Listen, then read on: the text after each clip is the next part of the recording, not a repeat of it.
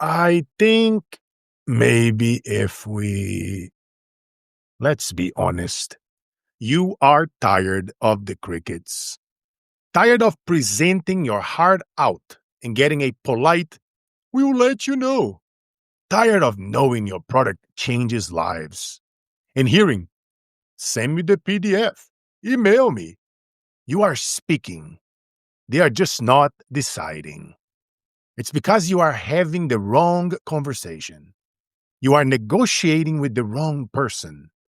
You are pitching the wary, skeptical guard at the gate, listing features, benefits, reasons why, and the real decision maker, the ruler inside, never even hears your case. What if you could hand the guard a key he couldn't refuse? A key that made him open the gate himself. So you could walk right up to the throne room and be greeted not as a salesman, but as the solution that was already expected. That key is not a better pitch. It's a better pattern. It's language that bypasses resistance and creates instant subconscious recognition. Starting now, you will learn those patterns. And we don't start with words. We start with the space between them.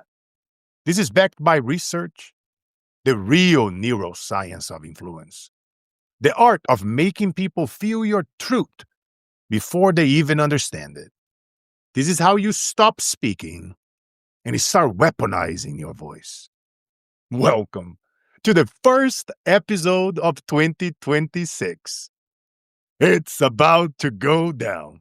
It's your boy, Carlos Cicada, aka Carlos Inspire, in the house. And here are the 9 steps. Step 1, the strategic pause. Your brain is a prediction machine. It craves what's next. Deny it that hit, and you will own its attention. Pausing isn't silence. It's a power move. Let me show you an example without a pause and with a pause. Without a pause, so then we needed to optimize the synergy, which is why I think we should pivot. With a pause, our plan is based on a lie. See, I want you guys to try this on your next Instagram story. Say something bold, then just stop. Look into the lens for 4 seconds. It will feel like an eternity for you, but for them, it's hypnosis. Let's look at a masterclass example from a film that is studied in boardrooms and leadership seminars for its communication power. A feel-good man. The scene is iconic. Colonel Nathan Jessup, Jack Nicholson, on the witness stand. But the masterclass in the strategic pause doesn't come just from during his famous "you can't handle the truth" tirade. It comes just before, in the quiet moments where he establishes absolute dominance. This is the pause CEOs and leaders dissect. The scene. Lieutenant Coffee, Tom Cruise, has just been goading Jessup. The tension is unbearable.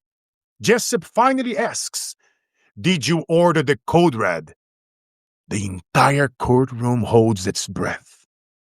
The execution of the strategic pause. What Jessup doesn't do. He doesn't snap back immediately. He doesn't fill the space with bluster. That would look defensive, reactive. What Jessup does do, the power move. He receives the question. He lets it hang in the air, toxic and heavy. He slowly, deliberately takes off his glasses. This is a physical extension of the pause, a non-verbal. What you have just said is so significant. It requires me to change my physical state to address it. He looks down, almost smiling to himself. This 3-4 second silence is the vacuum, the prediction machine in every person in that courtroom and in us. The audience is screaming, "What's next?" Will he deny it? Will he explode? He looks up, making searing eye contact, and in a calm, almost conversational tone, delivers the setup. I will answer the question. He's now dictating the rhythm of the entire exchange. You want answers? Coffee. I think I'm entitled to them. Jessup. You want answers. Repeating the question is stretching the pause farther, tightening the screw. Coffee. I want the truth. Jessup leans into the microphone. The pause has done its work. He now owns every molecule of attention in the room. You can't handle the truth. Highly recommend you guys watch that. Step 2. Slow down to prove your point. Speed is for data. Impact is for poetry. If you speak fast all the time, nothing sticks. You lose people. They're going to be on their phone. Ask me how I know. From experience, my friends, speaking for more than 20 plus years around the world in different languages. Say this with me slowly. Your voice matters. Communication is not just a skill. It is a superpower. And kill this phrase out of your vocabulary. I think. It makes you weak. It's the language of uncertainty. Replace it with I observed. A Columbia University study found statements framed as observations are perceived as 40% more credible than opinions. So never again say the word I think. Don't say I think the team is stuck. Say I observed the same obstacle in the last 3 client calls. That's not an option. That it's a fact. That's power. Step 3. Speak with razor clarity. Connect the unknown to the familiar. Talk like you are explaining to a brilliant 5-year-old. No rambling, just simple, potent analogies. People will forget your fancy words. But as Maya Angelou said, they will never forget how you make them feel. Your goal isn't to sound smart. It's to make them feel smart for getting it. There are studies and research when you sound too smart using too many fancy words, you actually lose people. Step 4. Warm up your weapon. You wouldn't sprint a marathon code. Don't step on stage with cold vocal cords. Do this in your car. They call your mom. And it sounds just like this. Mum, mum, mum, mum, mum, mum. Try not to laugh when you do it. Mum, mum, mum, mum, mum, mum. So you do that for 20 seconds, pause for 10, do it again, do it for like a whole minute. So that's one of the first things that you should do to warm up and to protect your voice. Ever lost your voice? You have to felt fatigue and tired, from speaking or after speak or before. You got to warm up your vocal cords. So the call your mom strategy that I teach is mum, mum, mum, mum, mum, mum. You can also say gug, gug, gug, gug, gug, gug. I call the crazy bear. Gug, gug, gug, gug, gug, gug. So you can do the same thing. Both of them, 20 seconds. Take a pause. Do it again. Do it 3 times, 1 minute each. Another great strategy to warm it up. I call the lip trill. For the whole minute, you go.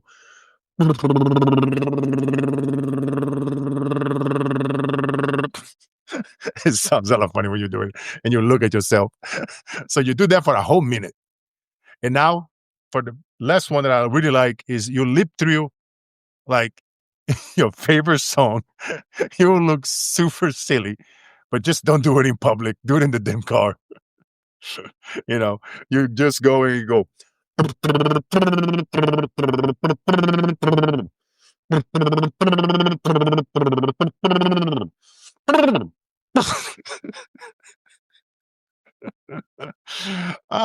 Stop it, Carlos. Just stop it. You get the gist, guys. Lip through your favorite song, lip through for the whole minute. This is going to help you, your vocal cords. You're never going to lose your voice again. You're going to no longer feel voice fatigue and feel weak and tired. So you'll love this. All right. Next one. Step 5. Breathe for power. Mouth breathing is for panic. Nose breathing is for command. It humidifies the air. It hydrates your cords. It boosts oxygen efficiency by 20%. And it filters out garbage. It makes you calm. A calm speaker is an unstoppable speaker. I want you to check right now. Are you breathing through your mouth or your nose? I really hope that you are doing through your nose. Watch the benefits on your health and how this will change your entire speaking life. Step 6. Volume is for feeling, not hearing. Volume isn't about being loud. It's about carrying conviction. Your voice can literally sync with heartbeats. It's a remote control for physiology. Truth resonates. That's why rhymes stick. Think about the famous sayings that we always remember.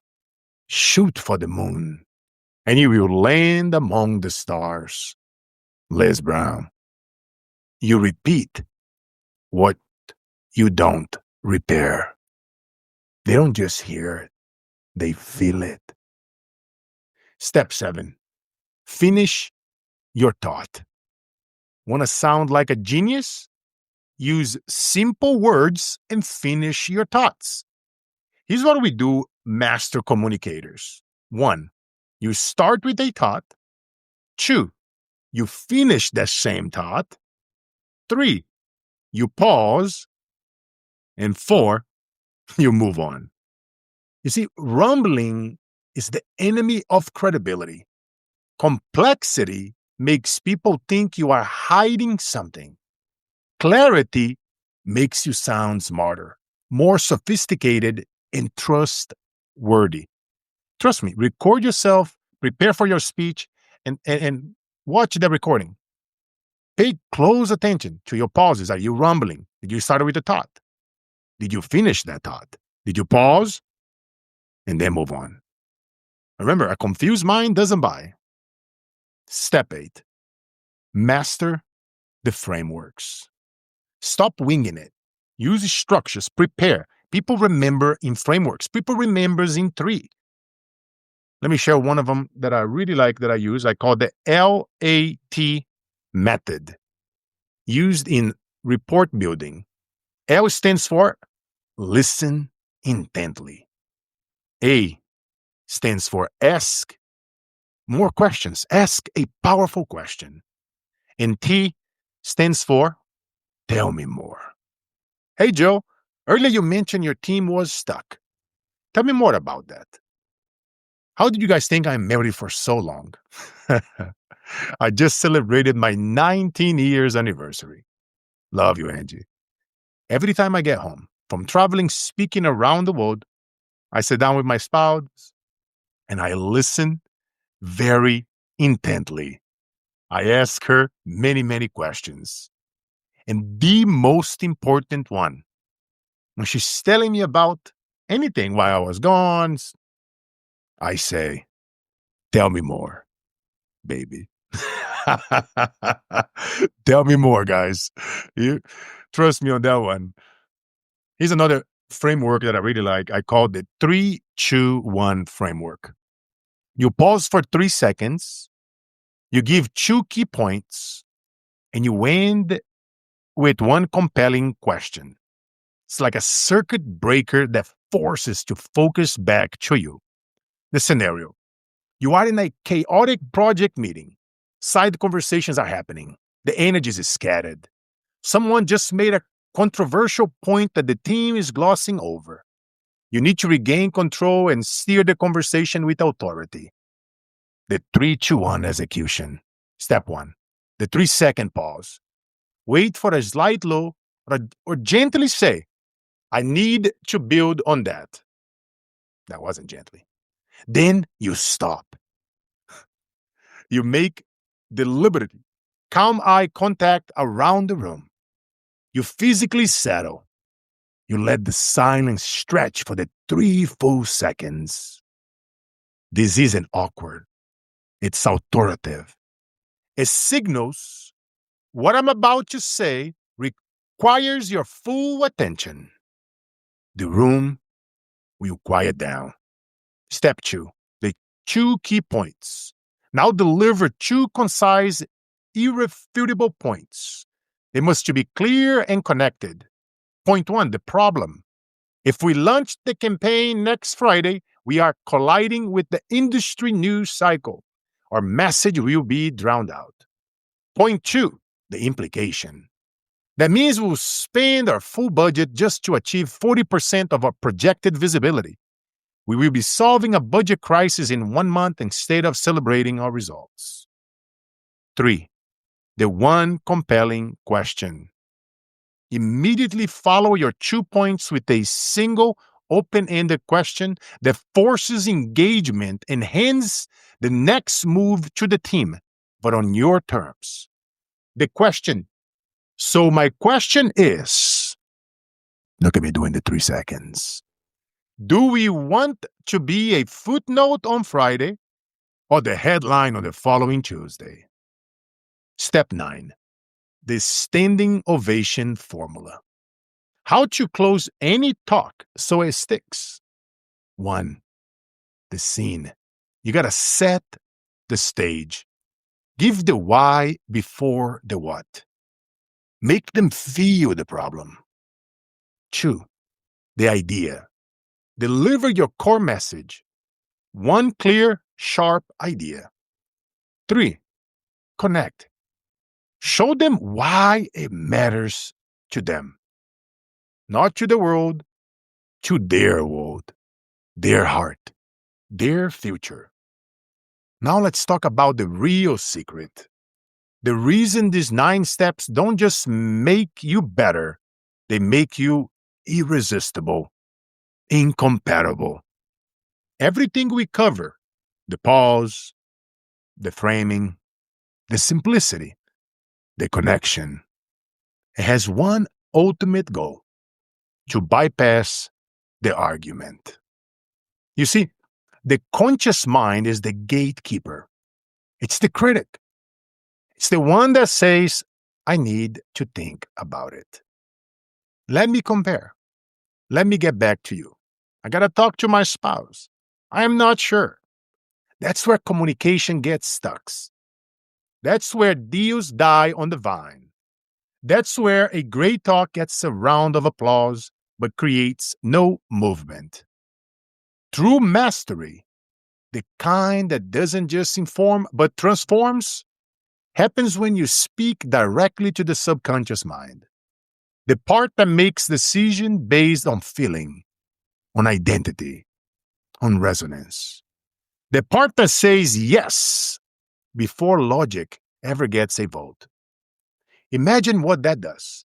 When you communicate, promote, or sell, not to the skeptical guard at the gate, but to the decisive ruler inside the castle.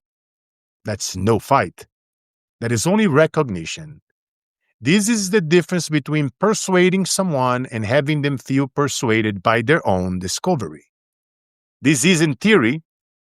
My clients, CEOs, speakers, experts who are brilliant but stuck at 5 or 6 figures apply these deeper frameworks. They didn't just get better at talking. They changed their economic reality. They transform people's lives. Some of them went from making 6 figures a year to 6 figures a month. They stop begging for stages and start getting paid to fill them. It all started by changing not what they said, but how their words were architecturally designed to land. And because this is the core of everything, the master key, I want to give you the very blueprint. I put together a free PDF for you called the 7-Figure Word Patterns for Success. Master the word patterns that convert, connect, and create a buying frenzy.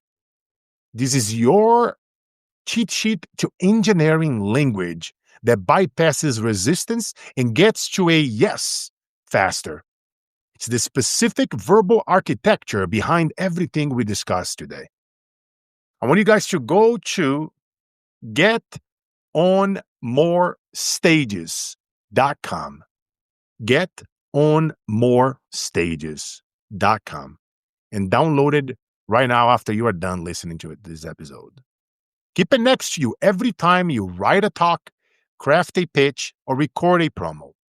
Let it reprogram how you build every message. And if this episode clicked for you, if you feel that shift from hearing tips to seeing the system, do 3 things for me. Save this episode. Bookmark it. Listen to it again next week. The layers will reveal themselves. Drop a review on Apple Podcasts or Spotify. I would greatly appreciate it.